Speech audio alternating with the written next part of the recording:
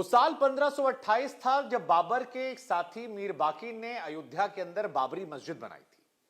फिर आया साल 1885 जब महंत रघुबर दास की तरफ से अयोध्या को लेकर एक पिटीशन दायर की गई, लेकिन उस पिटीशन को रिजेक्ट कर दिया गया। लेकिन फिर साल 1949 से एक सिलसिला शुरू हुआ जो 22 जनवरी 2024 को राजा राम की प्राण प्रतिष्ठा पर जाकर खत्म होता है। 22 जनवरी 2024 यह तारीख इतिहास के स्वर्णिम अक्षरों में दर्ज हो गई है। बाबरी मस्जिद इतिहास का हिस्सा बन गई है। रामलला का मंदिर जो है वो भव्य तरीके से बना है और न सिर्फ हिंदुस्तान बल्कि देश दुनिया के तमाम लोग जो हैं वो अयोध्या जा रहे हैं। तमाम खिलाड़ी, तमाम अभिनेता, तमाम राजनेता, हर किसी की जुबान पर इस वक्त सिर्फ राजा राम का नाम है। तमाम अखबारों ने तो बड़ी बड़ी हेडलाइन दे दी है कि भारत के हृदय की प्राण प्रतिष्ठा हुई है। लेकिन हमें लगा कि जब पूरा देश राममय हो गया है तो क्यों ना आपको वो कहानी सुनाएं 23 दिसंबर साल 1949 से, क्योंकि 1528 में मीर बाकी ने भले ही बाबरी मस्जिद बनाई थी, लेकिन जो असल कहानी राम मंदिर के बनने की शुरू होती है वो 23 दिसंबर साल 1949 से शुरू होती है। और इसीलिए वो पूरी पटकथा आज हम आपको सुनाएंगे 23 जनवरी साल 1949 से। अगर ये वीडियो आपको अच्छा लगता है तो शेयर भी जरूर कीजिएगा ताकि हमारे आपके जुड़ने का संवाद जो है वो सिलसिला यूं ही बढ़ता रहे। लेकिन राम मंदिर जिसकी आज प्राण प्रतिष्ठा हो रही है, इसका इतिहास दरअसल शुरू होता है 23 दिसंबर साल 1949 से, जब राम जन्मभूमि चौकी के चौकीदार अब्दुल बरकत को सवेरे सवेरे घंटा घड़ियाल की आवाज और भय प्रगट कृपाला के भजन सुनाई पड़ने लगते हैं। बताया गया कि बरकत साहब जो थे उस वक्त बाबरी मस्जिद की तरफ गए और जो कुछ उन्होंने देखा था उसे बाद में जस्टिस देवकी नंदन अग्रवाल ने अपनी किताब श्री राम जन्मभूमि ऐतिहासिक कानूनी परिदृश्य में संक्षेप में बताया था। अब अब्दुल बरकत के अगर शब्दों की बात करें तो उनके हिसाब से उन्हें प्रकाश की एक चमक दिखाई पड़ती है जो सोने की हो जाती है, और तभी वो उन्होंने देखा जो पहले किसी ने नहीं देखा था या किसी के नसीब में नहीं था। बरकत ने बताया कि उस चमक के साथ 4 या 5 साल के एक सुंदर से भगवान जैसे बच्चे का चित्र जो है वो नजर आता है। अब्दुल बरकत को मस्जिद के अंदर सिंहासन पर रखी मूर्ति की आरती करते हुए हिंदुओं की भारी भीड़ दिखाई पड़ती है। अब जो ये 4-5 साल का नन्हा बालक था ये कोई और नहीं था बल्कि वही रामलला थे जिनकी प्राण प्रतिष्ठा 22 जनवरी 2024 को की गई। साक्षात प्रभु श्री राम बरकत को नजर आते हैं। रामलला या लल्ला अवध क्षेत्र में लड़कों के लिए एक प्रेम पूर्ण शब्द है। अक्सर कहा जाता है कि ए लल्ला, वही कहानी है। रामलला का प्रकट होना राम जन्मभूमि बाबरी मस्जिद विवाद के 500 सालों के इतिहास की सबसे महत्वपूर्ण घटना के तौर पर यह साबित होती है और यहीं से मंदिर बनने को लेकर एक आंदोलन धीरे धीरे पनपने लगता है। इसके बाद मुसलमानों ने भगवान राम की उस मूर्ति के चमत्कार को लेकर सवाल खड़े कर दिए। उस पर अयोध्या के हनुमानगढ़ी के महंत उस दौर के अभिराम दास पर 9 इंच की मूर्ति रखने का आरोप लगाया गया। इसके बाद जिला मजिस्ट्रेट के नायर और शहर मजिस्ट्रेट गुरुदत्त सिंह ने मूर्ति हटाने को कहा तो प्रधानमंत्री जवाहरलाल नेहरू और यूपी के मुख्यमंत्री जीबी पंत समेत अपने बड़े अधिकारियों की अवज्ञा की।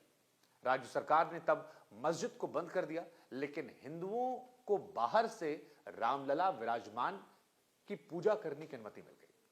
यहां से मुकदमों की एक श्रृंखला जो है शुरू हो जाती है। हिंदू पक्ष से दिगंबर अखाड़ा के प्रतिनिधियों ने 1950 में और उसके बाद निर्मोही अखाड़ा ने साल 1959 में अदालत का दरवाजा खटखटाया।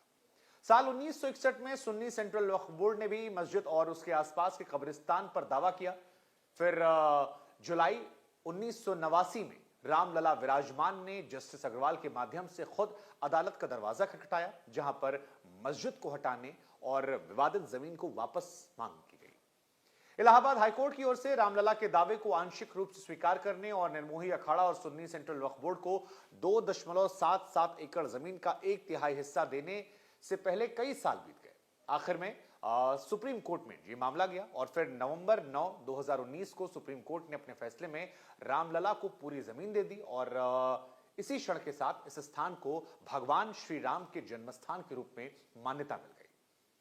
लेकिन मामला यहां पहली बार दायर नहीं होता। अगर आप बात करेंगे तो 2019 में फैसला आया था, लेकिन निर्मोही अखाड़े के महंत रघुबर दास ने 15 जनवरी 1885 को विवादित जमीन का आंशिक दावा वापस लेने के लिए पहला मुकदमा दायर किया था।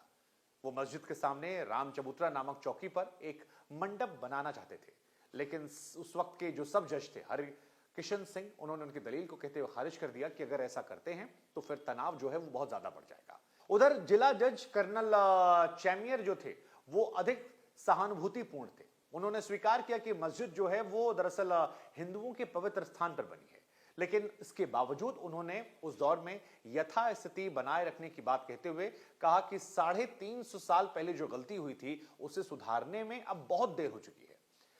3 गुंबद वाली बाबरी मस्जिद को माना जाता है कि 1528 में बनाया गया था और ऐसा माना जाता है कि बाबर के सेनापति मीर बाकी ने भगवान राम की जन्मस्थली के तौर पर एक मंदिर को गिराया था और तभी से हिंदू उस जमीन को वापस पाने की भरसक कोशिश कर रहे थे।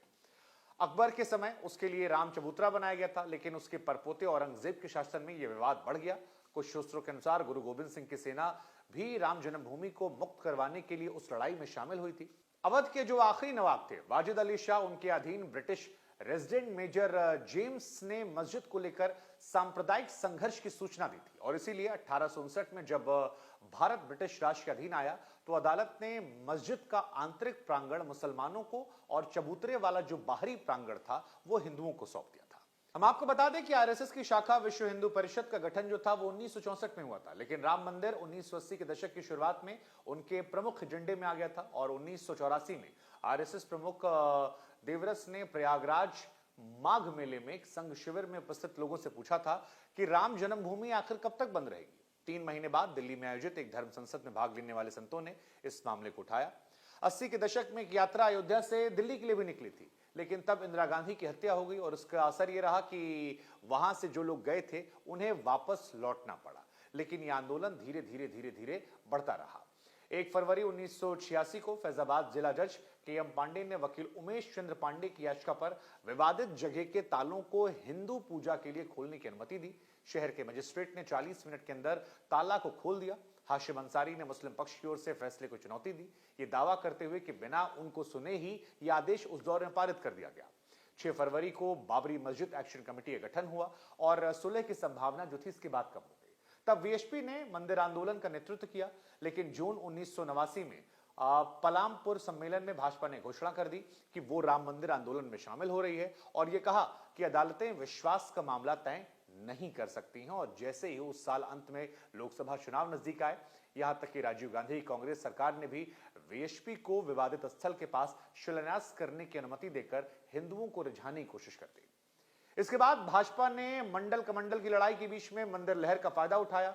विश्व हिंदू परिषद ने मंदिर निर्माण शुरू करने के लिए 30 अक्टूबर 1990 का दिन तय किया और तब उस दौर के भाजपा के अध्यक्ष लाल कृष्ण आडवाणी ने सोमनाथ से लेकर अयोध्या तक की यात्रा का नेतृत्व करने का समर्थन जुटाना शुरू कर दिया। लेकिन ढांचा गिराए जाने के एक हफ्ते पहले ही बिहार के मुख्यमंत्री लालू प्रसाद यादव ने उन्हें बिहार के समस्तीपुर में रोक दिया था। उत्तर प्रदेश के मुख्यमंत्री मुलायम सिंह यादव भी कार सेवकों को रोकने के लेकर दृढ़ थे। एक बार उन्होंने कह दिया था कि कोई परिंदा पर नहीं मार सकता है और यही वजह है कि 30 अक्टूबर और 2 नवंबर को यूपी पुलिस की गोलीबारी में 17 कार सेवकों के मारे जाने की खबर मिली। यह खबर आज भी महत्वपूर्ण है और आज भी जब मंदिर की प्राण प्रतिष्ठा हो रही है तो हजारों लोग आपको कहते हुए मिल जाएंगे कि इस मंदिर को बनाने में हजारों लोगों के बलिदान है। सरयू लाल हो गई, उतना खून उस दौर में बह गया। लेकिन इस कार्रवाई ने भाजपा को 1991 में यूपी में अपनी पहली सरकार बनाने में मदद की और उसके बाद कल्याण सिंह मुख्यमंत्री के तौर पर उत्तर प्रदेश पर की सत्ता पर काबिज हुए। इसके बाद विवादित स्थल के आसपास 2.77 एकड़ जमीन का अधिग्रहण किया और इसके बाद राम जन्मभूमि न्यास को 42 एकड़ जमीन सौंप दी। फिर वो तारीख आई जिसने इतिहास को पलट कर रख दिया। तारीख थी 6 दिसंबर साल 1992। कार सेवा को फिर से शुरू करने का दिन तय किया गया। कल्याण सिंह सरकार ने सुप्रीम कोर्ट में हलफनामा दायर किया जिसमें कहा गया कि विवादित स्थल पर कोई स्थायी निर्माण नहीं होगा। लेकिन उस दिन 1-2 नहीं बल्कि 1.5 लाख कार सेवकों ने मस्जिद को ध्वस्त कर दिया और इसके बाद देश भर में सांप्रदायिक दंगे उठ गए। कहा जाता है कि बाबरी विध्वंस के बाद जो दंगे हुए उसमें 2000 से अधिक लोग मारे गए। केंद्र सरकार की ओर से उनकी सरकार को बर्खास्त करने और यूपी में राष्ट्रपति शासन लागू करने के पहले कल्याण सिंह ने इस्तीफा दिया।